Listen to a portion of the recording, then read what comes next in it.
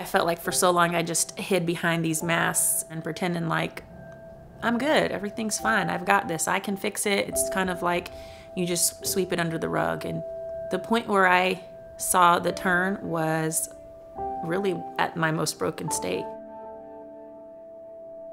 When moving to South Georgia almost 14 years ago and first getting baptized, that was the first true time that I felt that God was coming into my life and really being a part of my life, and not just merely, I believe that there's a God. But I definitely know that I still was not allowing him into all the areas of my life. There were still so many things that I was holding on to, hurts and just shame and sin. As a child, I experienced sexual abuse from a close family member, and that was something that I hid for a long time. You know, when we're young, we don't realize sometimes those effects, and that those are part of the causes of why we do certain things and why certain sins can creep into our life.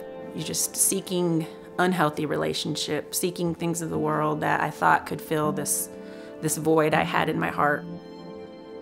I was married for almost 12 years, together for almost 14 years.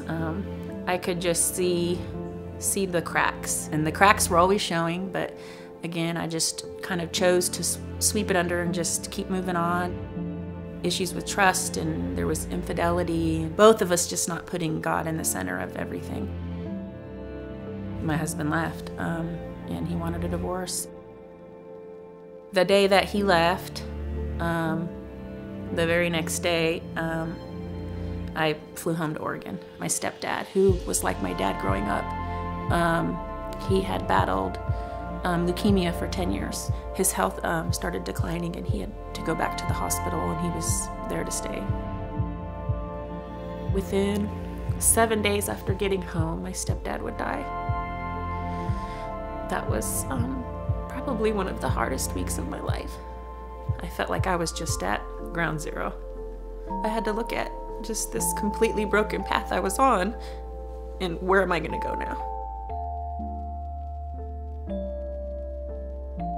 I had heard some friends talk about CrossPointe. It took me a couple months to get the courage to go. Finally, one Sunday I did. I got my kids up and got them ready. It was funny because the minute I walked in, I heard someone call my name. And I looked up, and it was someone that I've known for 10 plus years. And it just was this initial just like comfort, like, okay, I might be in the right place. It was probably about a month or so after attending this same friend. He said, you know, you need to come to Celebrate Recovery.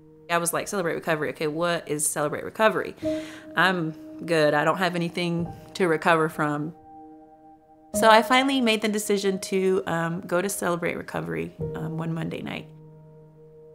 The night that I went, it just kind of felt like it just hit me. If I was truly to heal from the inside out, that I had to let all of it go. Not just my marriage, but those hurts that I had just kind of put underneath for so long and kept pushed down, and just kept locked inside. There was no other way for me to go but to seek God in order to truly heal. And at CR, when you are ready to basically turn over whatever your hurt is, whatever your hang-up is, your shame, your guilt, whatever it is that you're holding on to, you have the opportunity to walk up to the front and get a blue chip. And that's basically your way of saying, this is it. I'm giving it to you, God. So on November 21st, 2016, is when I really feel like I truly gave God my life. And it was the best decision I could ever make.